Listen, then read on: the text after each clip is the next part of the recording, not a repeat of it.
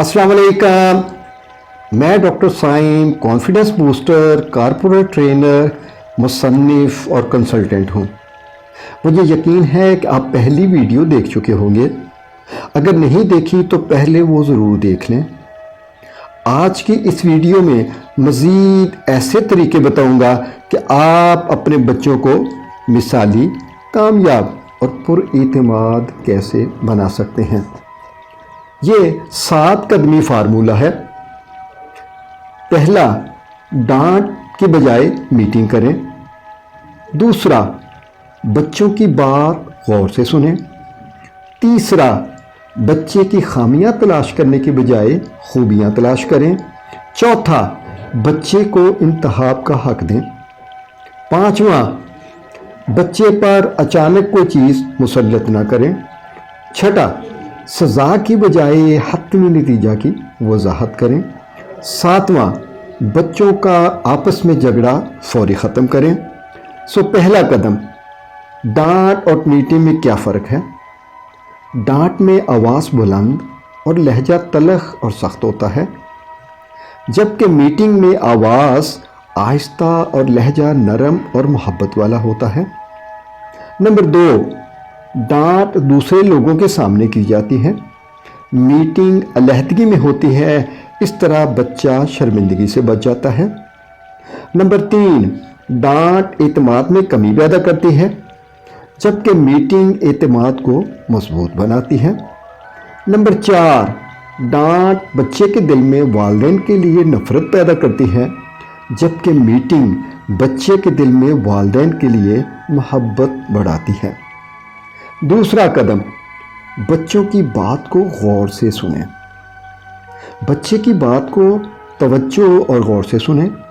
जब बच्चा अपने एहसासात ज़ाहिर कर रहा हो तो सर ऊपर या नीचे हिलाएं, हूँ या हाँ के अल्फाज अदा करें।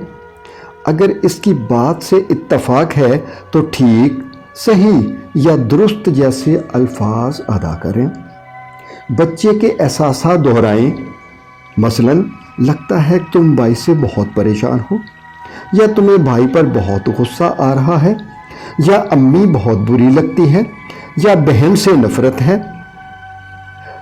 इस तरह बच्चे और वालिदैन के दरमियान बेहतर तल्लुकात की सीढ़ी तामीर हो जाती है। बात सुनने के बाद बच्चे को समझाएं कि किस वजह से उसकी बात काबिल कबूल नहीं है। NLP में कहते हैं पेसिंग एंड लीडिंग, पहले दूसरे के शूज़ में जाना, फिर अपनी बात मनवाना। तीसरा कदम, बच्चे की खामियां तलाश करने के बजाय खूबियां तलाश करें। अगर बच्चे की हैंडराइटिंग ख़राब है तो पहले वो अल्फाज ढूंढें जो उसने खूबसूरत तहरीर किए हैं और इन पर उंगली रख कर कहें, ये देखो F कितना खूबसूरत लिखा है, और साथ कंधे पर हाथ रखकर शाबाश भी दें और इसके साथ साथ हदायत करें कि इसी तरह आपने बाकी अल्फाज भी तहरीर करने हैं। चौथा कदम, बच्चे को इंतखाब का हक दें। NLP का असूल है कि choice is better than no choice.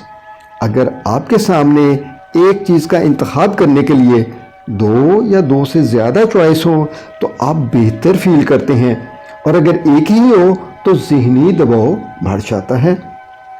किसी चीज़ के बारे में 2 या 2 से ज़्यादा चॉइस पैदा करने से इंतखाब का हक जन्म लेता है, जिसके ज़रिए किसी भी मसला को हल करना आसान हो जाता है।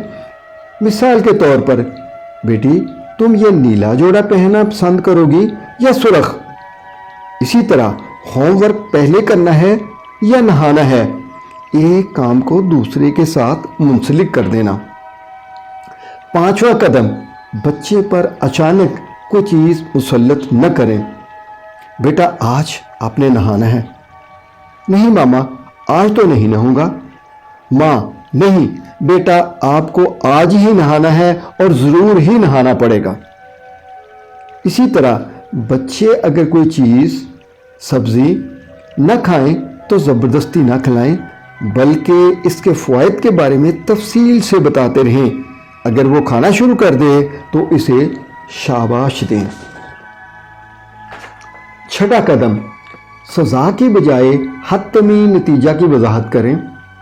عام طور پر بچے سزا کی نسبت حتمی نتیجہ کو بہتر انداز میں رد عمل کرتے ہیں، کیونکہ اچھا نتیجہ تحریک دیتا ہے اور برا نتیجہ پیچھے ہٹنے کی ترغیب دیتا ہے۔